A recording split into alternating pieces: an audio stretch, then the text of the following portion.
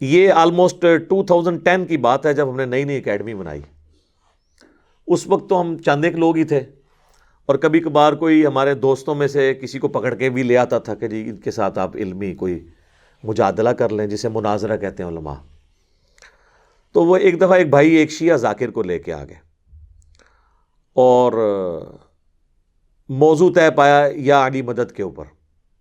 بھئی ہمیں لبیک یا رسول اللہ، لبیک یا حسین، لبیک یا علی کہنے سے کوئی ہمیں چڑ نہیں ہے، محبت کے اظہار میں آپ کر لیں، لیکن ونس آپ ان کو مدد کے لیے پکاریں گے تو ہم کہیں گے ایاک نعبد و ایاک نستعین کی وائلیشن ہو گئی ہے۔ یہ ہمارا اختلاف ہے۔ ہمارا یہ جھگڑا نہیں ہے کہ مولا علی مشکل کشا آج کی ڈیٹ میں بھی ہیں یا نہیں، اپنی مبارک زندگی میں تو تھے، ظاہر ہے خیبر اکھاڑا انہوں نے، لیکن آج کی ڈیٹ کے اندر جب بندہ دنیا سے چلا گیا ہے تو آپ اس کو نہیں پکار سکتے۔ یہ جھگڑا نہیں ہے اختیار ہے یا نہیں۔ فرشتوں کے ذریعے اللہ بارش برساتا ہے، لیکن ہم بارش اگر فرشتوں سے مانگیں گے مشرک ہو جائیں گے۔ سورج کے ذریعے سارا دنیا کا نظام چل رہا ہے اس کی روشنی کی وجہ سے، لیکن ہم المدد یا سورج کہیں گے تو مشرک ہو جائیں گے، کیونکہ ہم اسباب کو پکار نہیں سکتے۔ اسباب صرف اختیار کرنے ہیں، اور وہ بھی ظاہر ہے وہی کریں گے جو سامنے موجود ہے، اس کا قرآن میں حکم موجود ہے۔ وَتَعَاوَنُوا عَلَى الْبِرِّ وَالتَّقْوَى وَلَا تَعَاوَنُوا عَلَى الْإِثْمِ وَالْعُدْوَانِ، نیکی اور پرہیزگاری کے کاموں میں ایک دوسرے کی مدد کرو، اور برائی کے کاموں میں ایک دوسرے کی مدد نہ کرو، ظاہری اسباب ہے۔ بہرحال وہی رٹے رٹائے ان کے وہ جو ہوتے ہیں لیم ایکسکیوزز، وہ آلریڈی ہم نے ریسرچ پیپر کے اندر ڈالے ہوئے ہیں۔ تو وہ آئے تو وہ کہتے ہیں جی غیر اللہ سے مدد مانگنا آپ کس طرح شرک کہتے ہیں؟ میں نے کہا ہم کہتے ہیں غیر اللہ سے مدد جو سامنے ہے آپ لے سکتے ہیں، نہ ہم غیر اللہ کو پکارنے کو شرک کہتے ہیں، نہ ہم یہ کہتے ہیں کہ کوئی شخص دور سے نہیں سن سکتا، اللہ چاہے تو سنا سکتا ہے۔ حضرت سلیمان علیہ السلام کو کیڑی کی آواز سنوا دی تھی، ہمیں تو کوئی حرج نہیں ہے۔ یہ جھگڑا نہیں ہے کہ دور سے کوئی سن نہیں سکتا یا کسی کو یا کہہ کے پکار نہیں سکتے۔ نماز میں ہم پڑھتے ہیں السلام علیکہ ایھا النبی، بخاری مسلم میں حدیث ہے، جب تم یہ پڑھو گے السلام علینا وعلی عباد اللہ الصالحین، تو اللہ تعالیٰ زمین و اسمان میں ہر نیک بندہ تک تمہارا سلام پہنچا دے گا۔ یا رسول اللہ کہہ کے کوئی سلام بھی پڑھتا رہے، اللہ پہنچا دیتا ہے۔ جھگڑا یہ کہ مدد کے لیے کسی کو نہیں پکارنا، وہ ہے ایاک نعبد و ایاک نستعین۔ کہتا ہے جی قرآن میں لکھا ہے کہ غیر اللہ سے مدد مانگے، میں نے کہا کہاں لکھا ہے؟ کہتا ہے واستعینوا بالصبر والصلاۃ۔ میں نے کہا یہ تو تم نے کبھی مانگی نہیں ہوگی خود بھی، اس کا مطلب ہے المدد یا نماز، المدد یا صبر۔ سوچ میں پڑ گیا، میں نے کہا اگلا حصہ پڑھو ان اللہ مع الصابرین، بے شک اللہ صبر کرنے والوں کے ساتھ ہے۔ اسی طریقے سے جو ان کے ہیں بہانے وہ کرتا ہے، میں بتانا شروع کہتا ہے جی میں بڑے مولانا کو فون کرتا ہوں، آغا کو فون کرتا ہوں۔ آغا کو ملایا نا، پھر آغا کے ساتھ جو اس نے کی نا، سپیکر میں کیا آن کر آغا دی میں بھی سنا پھر کیا ہوتی ہے۔ وہ آغا نے بھی پہلے یہی آیت پڑھی واستعینوا بالصبر والصلاۃ، وہ کہندا آغا یہ جو کہڑی غیر اللہ دی مدد ثابت ہوندی ہے، حالانکہ تھوڑی دیر پہلے وہ بھی اس سے ثابت کر رہا تھا۔ وہ جو بات کرتا جائے، تو میرے ساتھ چونکہ بات کر چکا تھا، اینڈ پہ یہ حال ہوا اس کا، انہوں نے کہا جی یہ تو ہمارے پاس تو کوئی ہمارے بڑوں کے پاس جواب ہی نہیں۔ میں نے کہا جواب تو ہوتا ہے جب کوئی مسئلہ ہو، یہ تو بالکل واضح ہے ایک چیز توحید کے معاملے میں۔ تو یہ ایک میری زندگی میں ایک اچھے واقعات میں سے ایک واقعہ ہے۔ ایک دوسرا واقعہ میں آپ کو سناتا ہوں، یہ آلموسٹ بات ہے 2012 کی۔ ہم لوگ I-10 کی مسجد میں نماز ان دنوں پڑھتے تھے، دارالاسلام مسجد اہل حدیث کی، اور پاس ہمارا ایک مکان ہم نے کرائے پہ لیا تھا، بیچلرز رہتے تھے ہم۔ تو وہاں پہ ایک شیعہ عالم تھے، محقق عالم، ذاکر نہیں عالم، فوت ہو گئے ہم، اللہ تعالیٰ ان کی مغفرت کرے۔ بڑا ان کے ساتھ میرا اچھا ایک تعلق تھا، شجاع عباس صاحب۔ تو انہوں نے مجھے اپنے گھر بلایا کہ جی آئیں افطار وغیرہ ہمارے ساتھ کر لیں۔ میں نے کہا ٹھیک ہے، 2-3 دوستوں کے ساتھ، وہاں 7-8 ہمارے بھائی بیٹھے ہوئے تھے جو اہل تشیع مکتب سے تھے۔ تو کہنے لگے انجینئر صاحب آپ بڑی مدلل گفتگو کرتے ہیں، اور توحید کے معاملے میں میں آپ کے ساتھ ایگری کرتا ہوں، میں بھی صرف اللہ ہی کو پکارتا ہوں، لیکن آپ یہ نہ کہا کریں کہ یا علی مدد شرک ہے، آپ یہ کہا کریں کہ یہ بھی جائز ہے لیکن بہتر ہے کہ اللہ کو پکارا جائے۔ میں نے کہا یار توحید کے اوپر تو کمپرومائز نہیں ہو سکتا۔ حسین ابن علی نے گردن کٹائی ہے تو توحید کے لیے، ہمارے محبوب صلی اللہ علیہ وآلہ وسلم نے اگر تکلیف اٹھائی ہیں، اور سارے نبیوں نے، وہ توحید کو اسٹیبلش کرنے کے لیے۔ تو میں نے کہا یہ واضح ہے ایاک نعبد و ایاک نستعین، تو کہتے ہیں جی اس میں تو ہے کہ تیری عبادت کرتے ہیں، تجھی سے مدد مانگتے ہیں، یہ تو نہیں ہے کہ کسی اور سے نہیں مانگتے۔ دیکھیں ایک پڑھے لکھے بندے کو زیب دیتا ہے کہ جب تجھ سے ہی کا یہ مطلب، میں نے خیر for the sake of argument میں نے کہا ایگری کرتا ہوں آپ کے ساتھ، میں نے کہا میرے بھائی قرآن لے کے آئیں، اور میں نے کہا یہ آپ کی جو آڈینس ہے نا، آپ کے اسٹوڈنٹس جو بیٹھے ہیں ادھر، یہ فیصلہ کریں گے۔ میں آپ کو قرآن سے ایک آیت ایسی نکال دیتا ہوں جس میں لکھا ہے کہ اور کسی سے نہیں مانگنا۔ کہتے ہیں کدھر لکھا ہے؟ میں نے کہا لائیں آپ، وہ لے کے میں نے کہا جناب سورہ نمل کھولیں، پارہ نمبر 20 کا پہلا صفحہ نکالیں اور اس میں آیت نمبر 62 آپ پڑھیں۔ اعوذ باللہ من الشیطان الرجیم، بسم اللہ الرحمن الرحیم، امن یجیب المضطر اذا دعاہ، بھلا بتاؤ تو کون ہے جو مصیبت اور پریشانی میں گھرے ہوئے شخص کی فریاد کو، دعا کو سنتا ہے، وَيَكْشِفُ السُّوءَ، اور اس سے اس کی برائی کو، تکلیف کو دور کر دیتا ہے، وَيَجْعَلُكُمْ خُلَفَاءَ الْأَرْضِ، اور تمہیں خلیفہ کرتا ہے زمین پہ اگلوں کا، یعنی تمہارے ماں باپ مرتے ہیں تو تم خلیفہ بنتے ہو، تم مرو گے تمہاری اولاد۔ اِلَٰهٌ مَّعَ اللَّهِ، کیا اللہ کے ساتھ اور الہ بھی ہے جس کی یہ کوالٹی ہو کہ وہ مشکل اور پریشانی میں گھرے ہوئے شخص کی فریاد کو سنے اور اس کی تکلیف کو دور کرے؟ قَلِيلًا مَّا تَذَكَّرُونَ، لیکن نصیحت تو بہت کم ہی تم حاصل کرتے ہو۔ تو میں نے کہا کہ اللہ تعالیٰ نے اس میں فرما دیا ہے کہ اللہ کے سوا اگر کسی اور ہستی کے بارے میں تمہارا عقیدہ ہے نا کہ وہ تمہاری تکلیف دور کرتی ہے اور دعا کو سنتی ہے، تو گویا وہ الہ ہے تمہارا دوسرا جعلی الہ تم نے بنایا ہوا ہے، چاہے کوئی پیغمبر ہو، فرشتہ ہو، جن ہو، بزرگ ہو یا بابا ہو، وہ گویا آپ نے الہ بنا لیا۔ میں نے کہا جی بتائیں، یہ میں نے ترجمہ ٹھیک کیا، ماشاءاللہ ان کو فارسی بھی آتی تھی، عربی بھی آتی تھی، انگلش بھی آتی تھی، اردو بھی، بیسیکلی وہ انڈین کشمیر کے رہنے والے تھے۔ تو کہتے ہیں جی یہ ترجمہ تو آپ کا ٹھیک ہے، لیکن میں نے کہا لیکن نہیں، اب عوام سے فیصلہ کرواتے ہیں۔ لیکن تو اب ختم ہو گیا نا، آیت کے بعد جب ایک واضح بینات میں سے کوئی چیز آ جائے، وہاں جتنے بیٹھے تھے ان کا جی یہ سب آپ کی بات جو ہے نا 100% ٹھیک ہے، اس میں بالکل واضح موجود ہے کہ آپ نے کسی اور کو نہیں پکارنا۔ تو اگر کوئی کہتا ہے یا شیخ عبد القادر جیلانی المدد نعوذ باللہ، تو وہ گویا حضرت عبد القادر جیلانی کو الہ مان رہا ہے، قرآن یہ کہہ رہا ہے۔ ہاں المدد کے بغیر کہتا رہے قیامت تک کہتا رہے، کوئی نہیں سننی کسی نے، نہ کسی نے جواب دینا ہے۔ سورۃ الاحقاف میں آیا کہ جن ہستیوں کو تم پکار رہے ہو نا، نہ تو وہ تمہاری آواز سنتے ہیں، الٹا قیامت والے دن تمہارے دشمن بن جائیں گے۔ اور اس طرح کا ٹاپک قرآن پاک میں کئی جگہ ہے۔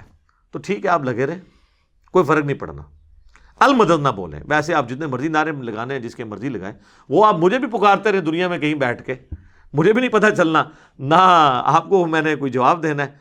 لیکن جیسے ہی آپ کہیں گے نا المدد، میری فریاد رسی کو پہنچے، میری تکلیف دور کر دیں، سر پھر یہ معاملہ شرک میں چلا جائے گا۔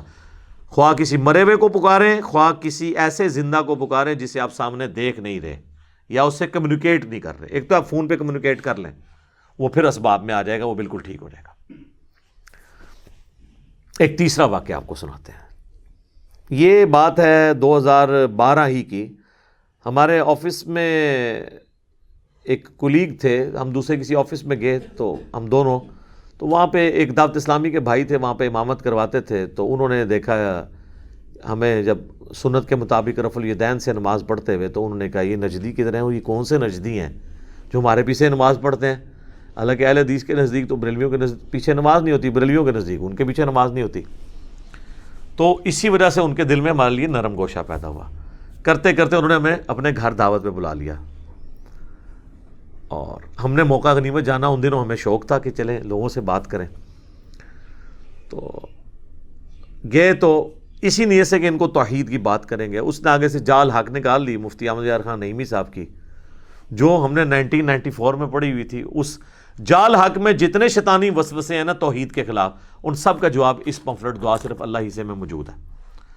اچھا، وہ جناب گفتگو ہوتے ہوتے کہتا جی قرآن سے کوئی ایسی آیت بتائیں جس میں اللہ تعالیٰ نے نبیوں سے مانگنے کو منع کیا ہو۔ میں نے کہا جی موجود ہے۔ کہتے جی کدھر؟ میں نے کہا سورۃ المائدہ کی آیت نمبر 75، مل مسیح ابن مریم الا رسول، عیسیٰ ابن مریم تو نہیں تھے مگر ایک رسول ہی، قد خلت من قبلہ الرسل، اور ان سے پہلے بھی کئی رسول گزرے ہیں، وامہ صدیقہ، اور ان کی ماں سچی عورت تھی، بیٹا اولو العزم پیغمبر، 5 پیغمبروں میں سے محمد رسول اللہ، ابراہیم خلیل اللہ، موسیٰ کلیم اللہ، اور نوح صفی اللہ، اور عیسیٰ روح اللہ، یہ 5 اولو العزم پیغمبر ہیں جو سورہ الشورى اور سورۃ الاحزاب میں اللہ نے بتائے ہیں۔ کوئی پیغمبر ان کے لیول کا نہیں ہے، ان میں سے ایک عیسیٰ ابن مریم ہے، اولو العزم پیغمبر، اور ماں اولیاء کی سردار، پیغمبر کی ماں، کون سا ولی اس کا مقابلہ کر سکتا ہے؟ جس کو اللہ تعالیٰ نے چن لیا، آل عمران کو، ان کے نام پہ صورت ہے، ان کے والدہ نے منت مانی تھی نا کہ مجھے ایک بیٹا ملے تو ہیکل سلمانی، ٹیمپل آف سلیمان کی خدمت کے لیے میں اسے وہاں کے لیے وقف کر دوں گی، وہ مجاور ہوگا وہاں کا، اور وہ درگاہ چلائے گا۔ درگاہ یعنی یہ وہ پیری مریدی والی درگاہ نہیں، توحید والی، جس طرح ہماری بھی یہ دار ارکم ہے، ہم اسے اکیڈمی بھی کہتے ہیں، اور یہ ہماری خانقاہ بھی ہے جہاں پہ ہم توحید کی دعوت پیش کرتے ہیں۔ تو لیکن وہ بیٹی پیدا ہوئی، اللہ نے کہا کہ کوئی بیٹا بھی اس بیٹی جیسا نہیں ہوگا جو ہم نے تجھے بیٹی دی ہے، کیوں کہ اس سے آگے اولاد کو ہم، اور حضرت مریم خود جان والوں کے لیے نشانی بنی ہے، کیونکہ وہ بغیر خاوند کے ان کو اولاد ہوئی ہے، اس حوالے سے حضرت مریم خود بھی ایک پوری انسانیت کے لیے نشانی ہے اللہ کی، پیغمبر نہیں تھی لیکن بہت بڑی اللہ کی نشانی ہے۔ یہ 3 ہی بندے ہیں، حضرت آدم، سیدہ مریم اور عیسیٰ ابن مریم، جن کے ساتھ یہ یونیک کیس ہے، آدم کے نہ ماں نہ باپ، اور حضرت مریم کو بغیر خاوند کے اولاد، اور حضرت عیسیٰ علیہ السلام کی ماں تھی، باپ کوئی نہیں تھا۔ اس حوالے سے ان تینوں کی کوئی اور آپ مثال نہیں پیش کر سکتے۔ تو دونوں آگے اللہ فرماتا ہے کان یاکلان الطعام، دونوں کھانا کھانے کے محتاج تھے۔ میں نے کہا دیکھ لو، اللہ تعالیٰ کہہ رہا ہے وہ بھی محتاج تھے، اور کس کے؟ روٹی کے۔ اب آپ نے کہنا ہے پیغمبر روٹی کا محتاج ہو گیا، پھر روٹی کا مرتبہ زیادہ ہو گیا، یہی کہانیاں کرا دینا۔ اچھا جی، وہ اگر چڑیا اڑ سکتی ہے تو بزرگ کیوں نہیں اڑ سکتے؟ تو اڑے نا یار، دکھائیں اڑ کے۔ تو اگلی بات ہے کہ بزرگوں کے ماننے والے تو چڑیا سے افضل ہے نا، اشرف المخلوقات ہے نا، تو ماننے والے کو اڑ کے دکھا دے تو ہم کہہ دیں گے ٹھیک ہے، ورنہ آپ چڑیا سے بھی گئے گزرے ہیں، چڑیا اڑ سکتی ہے۔ یار چڑیا کو اللہ نے کیپیبلٹی دی ہے، انسان کو نہیں دی ہے، اس سے افضلیت غیر افضلیت کا کیا فرق پڑتا ہے؟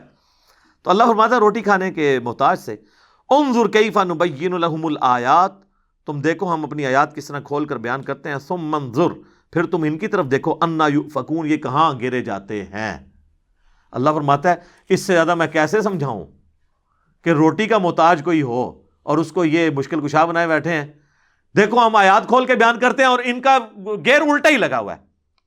اگلی بات، قل اتعبدون من دون اللہ، اے نبی ان کرسچن سے کہو اللہ کو چھوڑ کر عیسیٰ اور ان کی ماں، ان کو تم ان کی عبادت کر رہے ہو، ما لا یملک لکم ضرا ولا نفعا، جو نہ مالک ہیں تمہارے کسی نقصان کے نہ کسی نفع کے۔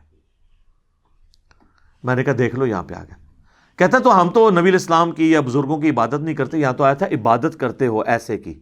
تو عیسائیوں کو اللہ نے اس لیے کہا ہے کہ وہ عبادت کرتے تھے، ہم تو نبی الاسلام کو اللہ کا بندہ مانتے ہیں اور نماز میں عبدہ و رسولہ پڑھتے ہیں۔ میں نے کہا نا، پرانیاں گلاں، پرانے بہانے، پرانے بزرگ، اگے پڑھ، ما لا یملک لکم ضرا ولا نفعا، عیسیٰ اور ان کی ماں نہ تمہارے کسی نفع کے مالک ہے نہ نقصان کے۔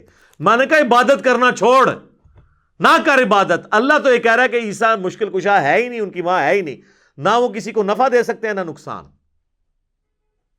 ساتھ ہی چپ کر گیا وہ بندہ، کیوں کہ جال حق میں صرف پہلے وسوسے کا جواب تھا، دوسرے کا ان کے پاس بھی نہیں تھا، اس لیے اس نے بڑے کانفیڈنس سے جواب دے دیا کہ میں فوراً کہا، اور میں پہلے ہی سوچ رہا تھا کہ جب میں آیت پڑھوں گا تو آگے یہ کہے گا سر مجھ سے زیادہ کون بریلویت جانتا ہے، 31 سال تھوڑا شرک پھیلایا ہم نے، ٹھیک ہے، لیکن آپ دیکھ لیں حضرت عمر 6ویں نمبر پہ آئے ہیں، یعنی مسلمان ہوئے 6 سال بعد 40ویں نمبر پہ ترقی کر کے دوسرے نمبر تک پہنچ گئے۔ تو 6 سال تک مسلمان نہیں ہوئے، لیکن جب بات سمجھ آئی ہے نا پھر جناب آپ دیکھ لیں، پھر انہوں نے لحاظ نہیں کیا کسی کا. تو میں نے کہا دیکھ ایک تو یہ مسئلہ حل ہوا، اور دوسرا دیکھ تجھے یہ پٹی پڑھائی گئی تھی کہ بت من دون اللہ ہوتے ہیں اور اولیاء اللہ اور انبیاء کو ہم من دون اللہ نہیں کہہ سکتے. تو دیکھ یہاں پہ اللہ نے عیسیٰ اور ان کی ماں کو بھی کہا ہے قل اتعبدون من دون اللہ، اللہ کو چھوڑ کر یہ ہستیاں. تو من دون اللہ پیغمبر بھی ہو سکتے ہیں جب کہ ان کو اللہ کے مقابلے پر کھڑا کیا جائے. اچھا اس میں پیغمبروں کا قصور نہیں ہے، ویسے ہم بھی مانتے ہیں کہ وہ اللہ کی پارٹی ہیں، حزب اللہ ہیں پیغمبر، اور جو شیاطین ہیں وہ اور ان کے فالورز وہ حزب الشیطان ہیں، ان معنوں میں وہ اللہ کی پارٹی ہیں. لیکن جب توحید کا معاملہ آئے گا نا پھر جو پیغمبر بھی سامنے کھڑا کیا جائے گا نا تو پھر اللہ تعالیٰ اس چیز کا بھی لحاظ نہیں کرے گا. اور سورۃ المائدہ کی آپ آیت نمبر 17 میں دیکھیں نا، اللہ تعالیٰ فرماتا ہے لقد کفر الذین قالوا ان اللہ هو المسیح ابن مریم، بے شک وہ کفر کر رہے ہیں جو کہہ رہے ہیں کہ عیسیٰ ابن مریم ہی اللہ ہیں. قل فمن یملک من اللہ شیئا، اے نبی تم فرماؤ کہ اللہ کا کوئی کیا بگاڑ لے گا. ان اراد ان یہلک المسیح ابن مریم، اگر اللہ ہلاک کر دے عیسیٰ ابن مریم کو، وامہ اور اس کی ماں کو، ومن فی الارض جمیعا اور جتنے زمین میں آباد ہیں سب کو موت دے دے. موت بھی نہیں، موت پھر بھی تھوڑا سوفسٹیکیٹڈ لفظ تھا، ہلاک کر دے. یعنی تم کہہ رہے ہو عیسیٰ اللہ ہے تو اللہ چاہے تو عیسیٰ کو ہلاک کر دے. اچھا غصہ عیسائیوں پہ ہے اور ذکر کس کا ہو رہا ہے؟ تو وہ مولانا اسحاق رحمہ اللہ کی بات مجھے یاد آئی، وہ اکثر کہتے تھے او پائی جدو توحید بیان کریں گے گستاخی آپ ہی ہو جاتی ہے آٹومیٹیکلی. جدو توحید بیان ہوئے گی، جب توحید بیان ہوگی تو گستاخی آٹومیٹیکلی ہو جائے گی. یہاں پہ دیکھ لیں اللہ نے توحید بیان کی ہے اور ان کے زوم میں گستاخی آٹومیٹیکلی ہو گئی ہے. غصہ تھا عیسائیوں پر، اللہ نے کہہ دیا اگر اللہ عیسیٰ کو ہلاک کر دے، اس کی ماں کو، سب کو، اللہ کا کوئی کیا بگاڑ سکتا ہے، اس کا فیصلہ ہے. غصہ عیسائیوں پہ، لیکن ظاہر ہے جب پیغمبروں کو اللہ کے مقابلے پہ کھڑا کیا جائے گا پھر اور کوئی ذریعہ نہیں ہے سمجھانے کا. ان سے ہوتا تو یہ کہتے یار یہ کس طریقے سے گفتگو ہو رہی ہے. وَلِلَّهِ مُلْكُ السَّمَاوَاتِ وَالْأَرْضِ، اور اللہ ہی کے لیے ہے بادشاہت آسمانوں کی اور زمین کی، وَمَا بَيْنَهُمَا اور جو کچھ ان کے درمیان ہے. يَخْلُقُ مَا يَشَاءُ، وہ جو چاہتا ہے پیدا کرتا ہے. ہائے ہائے، اللہ نے کہا وہ جو مرضی پیدا کرے. عیسیٰ بھی ایک اس کا بندہ ہے، اس نے پیدا کر دیا. اربوں مخلوقات اس نے پیدا کی ہیں، اس میں سے ایک عیسیٰ بھی ہے، جو چاہتا ہے پیدا کرتا ہے. واللہ علی کل شیء قدیر، اللہ تعالیٰ ہر چیز کے اوپر قادر ہے. بہرحال یہ پھر جو ہمارے بریلوی بھائی تھے نا یہ بھی لاجواب ہوئے. یہ آپ کو میں نے تیسرا واقعہ سنایا. باتیں بہت ساری کی جا سکتی ہیں لیکن میں آج کی گفتگو کو کنکلوڈ کرتا ہوں اس حدیث کے اوپر جو صحیح بخاری اور صحیح مسلم دونوں میں موجود ہے. انشاءاللہ اگلی کلاس کا بھی کچھ حصہ میں اسی 48 نمبر آیت پہ لگاؤں گا. کچھ امپورٹنٹ باتیں میں نے مزید ڈسکس کرنی ہے. بہرحال یہاں پہ میں وہ حدیث ڈسکس کروں جو ایک حدیث 3 عقیدے آپ کے کلیئر کر دے گی. نمبر 1 عقیدہ علم الغیب، نمبر 2 عقیدہ حاضر و ناظر، اور نمبر 3 عقیدہ استعانت، غیر اللہ سے مدد کے لیے پکارنا. ایک حدیث جو بخاری مسلم دونوں میں نے پمفلٹ میں بھی ڈالی ہوئی ہے. 70 صحابہ کو نبی علیہ السلام نے بھیجا ایک قبیلے کے ساتھ جو نیو مسلم تھا. ان کی خواہش تھی کہ ہمیں آپ ایسے قاری حضرات دیں جو ہمیں قرآن سکھائیں. انہوں نے دھوکے سے ان کو شہید کر دیا. ان میں ایک تھے حضرت عاصم بن ثابت انصاری رضی اللہ تعالیٰ عنہ. ان کو آخر میں قتل کیا گیا. جب وہ شہید ہونے لگے نا تو انہوں نے اس وقت ایک دعا کی. وہ الفاظ تھے اے اللہ ہمارے نبی کو ہمارا پیغام پہنچا دے کہ ہم ان کے دین پر قائم ہیں اور ہم اپنے رب سے مل رہے ہیں اس حال میں کہ ہم اپنے رب سے راضی ہیں اور ہمارا رب ہم سے راضی ہے. ہمارے حال کی خبر ہمارے نبی کو کر دینا. اور صحیح بخاری کے الفاظ ہیں، نبی علیہ السلام مسجد نبی میں بیٹھے ہوئے ہیں اور آپ علیہ السلام پہ غم کی کیفیت ہے اور آپ کہتے ہیں کہ تمہارے ساتھیوں کو ظلماً شہید کر دیا گیا. دھوکے سے لے گئے تھے قرآن کی تعلیم کے لیے اور راستے میں مار دیا. تو اور بخاری مسلم میں آتا ہے نبی علیہ السلام نے کتنے دن تک قنوت نازلہ بھی پڑھی تھی 70 قاریوں کے قتل ہونے کے اوپر. یار اتنی محنت سے 70 بندے تیار کیے، یہ اس زمانے کی بات ہے جب چند گنتی کے لوگ تھے جو حضور کے ساتھ تھے، تو اس میں 70 تو بہت بڑا فگر تھا۔ تو تمہارے بھائیوں نے، مجھے جبرائیل نے خبر دی ہے کہ تمہارے بھائیوں نے مرتے مرتے یہ دعا کی ہے کہ اے اللہ ہمارے نبی کو ہمارے حال کی خبر کر دینا، ہم اپنے رب سے مل رہے ہیں اس حال میں کہ ان کے دین پر قائم ہے، تاکہ ہمارے نبی کو تسلی رہے کہ ہم نے آخری وقت تک حضور کا دین نہیں چھوڑا۔ اتنی بڑی آزمائش میں ایک ایک بندہ ہماری آنکھوں کے سامنے قتل ہوا ہے، اور آخر میں مر رہا ہوں اور میں بھی اپنی جان دے رہا ہوں، لیکن حضور کے دین نہیں ہم نے چھوڑا، ہمارے نبی کو ہمارا یہ پیغام پہنچا دینا۔ اور اس حال میں کہ ہم اپنے رب سے راضی ہیں، اس تکلیف میں بھی، اور ہمارا رب ہم سے راضی۔ وہی یا ایتھا النفس المطمئنہ ارجعی الی ربک راضیۃ مرضیہ فادخلی فی عبادی وادخلی جنتی۔ تو نبی علیہ السلام فرماتے ہیں کہ جبرائیل میرے پاس آیا، انہوں نے مجھے یہ خبر دی ہے۔ سر اس حدیث سے یہ پتہ چل گیا کہ نبی علیہ السلام جب دنیا میں بھی موجود تھے، اس وقت بھی صحابہ ڈائریکٹ رسول اللہ کو مدد کے لیے پکارتے نہیں تھے، بلکہ کہا اے اللہ ہمارے نبی کو ہمارا پیغام پہنچا دینا۔ ان کا یہ عقیدہ نہیں تھا علم الغیب والا۔ دوسرا، ان کا یہ عقیدہ بھی نہیں تھا کہ نبی علیہ السلام یہاں موجود ہیں، تو وہ کہہ رہے ہوتے کہ حاضر و ناظر ہیں، جس طرح یہ کہتے ہیں کہ قبر اطہر کے اندر موجود ہے لیکن وہاں بیٹھ کے دیکھ رہے ہیں ہم سب کو۔ ان کا عقیدہ نہیں تھا کہ مسجد نبوی میں بیٹھے ہوئے ہیں اور وہاں بیٹھ کے ہمیں دیکھ رہے ہیں، ورنہ وہ کہتے یا رسول اللہ دیکھ لیں، ہم جان دے رہے ہیں، اے اللہ ہمارے نبی کو بتا دینا۔ ان کا یہ بھی عقیدہ تھا کہ اللہ بتائے گا تو پتہ چلے گا۔ نہ حضور یہاں پہ حاضر و ناظر ہیں، نہ علم غیب ہے، اور نہ انہوں نے حضور سے مدد مانگی، مدد بھی اللہ ہی سے مانگی۔ اور آپ دیکھیں انہوں نے یہ بھی نہیں کہا کہ اے جبرائیل ہمارے نبی کو خبر دے دینا، جبرائیل کو بھی مدد کے لیے نہیں پکارا۔ لہٰذا ہم یہ کہتے ہیں یہ جو نعت ہے نا، فرشتوں یہ پیغام دے دو کہ خادم تمہارا صحیح دار ہے، یہ بھی شرک کے الفاظ ہیں۔ فرشتوں کو آپ کوئی پیغام نہیں دے سکتے۔ وہ ٹھیک ہے، سنن نسائی میں حدیث ہے کہ زمین میں کچھ فرشتے سیاحت کرتے ہیں، میرے امتیوں کا سلام مجھ تک پہنچاتے ہیں، جو ہم پڑھتے ہیں السلام علیکہ ایھا النبی نماز میں، لیکن ان کی ڈیوٹی اللہ نے لگائی ہے، آپ نے فرشتوں کو نہیں پکارنا۔ یہ اسی طریقے سے ہے کہ اے میکائیل بارش برسا دے کہ گرمی کا موسم قریب آ رہا ہے، اے وہی ہے، ایک کہانی شریف ہی ہے، ٹھیک ہے۔ تو نہ جبرائیل کو پکار سکتے ہیں، نہ میکائیل کو پکار سکتے ہیں۔ اللہ تعالیٰ توحید کے معاملے میں تو کسی کو اپنے ساتھ برداشت کرنے کے لیے تیار نہیں، ناٹ ایٹ آل۔ تو یہ حدیث میں اکثر کہتا ہوں کہ یہ ایک حدیث 3 عقیدے کلیئر کرتی ہے: علم الغیب کا عقیدہ، حاضر و ناظر کا عقیدہ، اور غیر اللہ کو مدد کے لیے پکارنے کا عقیدہ۔ تینوں کے تینوں عقیدے جو انہوں نے فراڈ پہ مبنی ہیں ان کے، اور جو جائز اس کی صورتیں وہ ہم مانتے ہیں۔ اس پہ آپ علم الغیب پہ میں نے 2 لیکچر دیے ہیں، مسئلہ 6A اور 6B۔ 6A علم الغیب سے متعلق ہے، 6B کشف، الہام اور خوابوں سے متعلق۔ مسئلہ نمبر 7 حاضر و ناظر سے متعلق ہے، اور استعانت کے اوپر مسئلہ نمبر 3 ہے، اور اسی پہ ریسرچ پیپر نمبر 3 ہے، دعا صرف اللہ ہی سے۔ تو میری تو خواہش تھی کہ آج یہ گفتگو مکمل ہو جاتی، لیکن ابھی بھی کچھ چیزیں ہیں وہ انشاءاللہ میں اگلی دفعہ ڈسکس کروں گا۔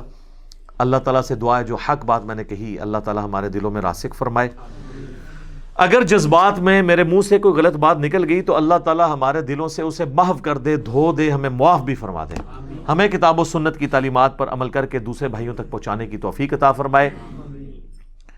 سبحانک اللہم و بحمدک، اشہد ان لا الہ الا انت، استغفرک و اتوب الیک، وما علینا الا البلاغ المبین۔ جزاکم اللہ خیرا۔